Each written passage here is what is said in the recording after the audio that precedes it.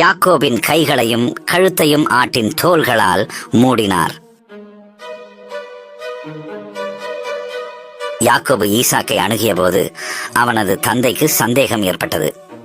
ஆனால் குரல் யாக்கோபின் குரலாக இருந்தாலும் ஆட்டுத் தோலை ஏசாவின் தோளாக எண்ணி ஏசாவின் ஆடைகளின் மனத்தை நுகர்ந்த ஈசாக்கு, தேசங்கள் உனக்கு சேவை செய்யட்டும், மக்கள் அனைவரும் உன்னை வணங்கட்டும், உன் சகோதரர்களுக்கு தலைவனாக இரு, உன் தாயின் மகன்கள் உன்னை வணங்கட்டும் என்று யாக்கோபை ஆசீர்வதித்தார். ஏசா திரும்பி வந்தபோது தான் ஏமாற்றப்பட்டதை அறிந்ததும், என்னையும் ஆசீர்வதியுங்கள் என் தந்தையே என்று வேதனையுடன் கூக்குரலிட்டான்.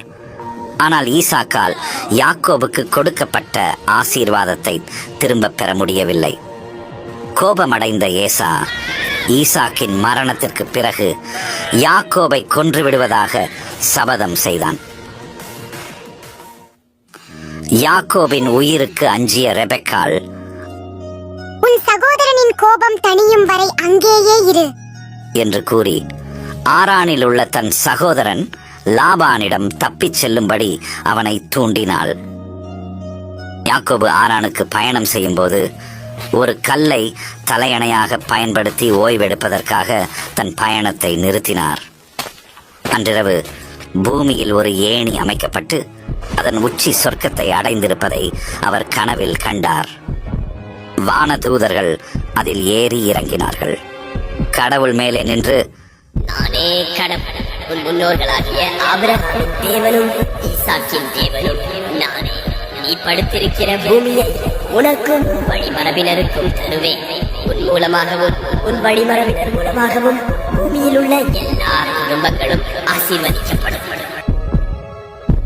யாக்கோபு எழுந்து, நிச்சயமாக கடவுள் இந்த இடத்தில் இருக்கிறார், நான் அதை அறியவில்லை என்றார். அவர் அந்த இடத்திற்கு கடவுளின் வீடு என்று பொருள்படும் பெத்தேல் என்று பெயரிட்டார். மேலும் கடவுள் தம்முடன் இருந்து தனது பயணத்தில் தன்னை பாதுகாத்தால் கடவுளை வணங்குவதற்காக அந்த இடத்திற்கு திரும்பி வருவதாக உறுதியெடுத்தார். ஆரானில் லாபானின் இளைய மகள் ராக்கேலை யாக்கோபு சந்தித்தார். மேலும் அவளை மிகவும் நேசித்தார்.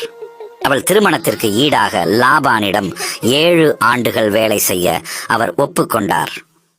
ஆனால் திருமண நாள் இரவில் லாபான் யாக்கோபை ஏமாற்றி ராக்கேலுக்கு பதிலாக அவளின்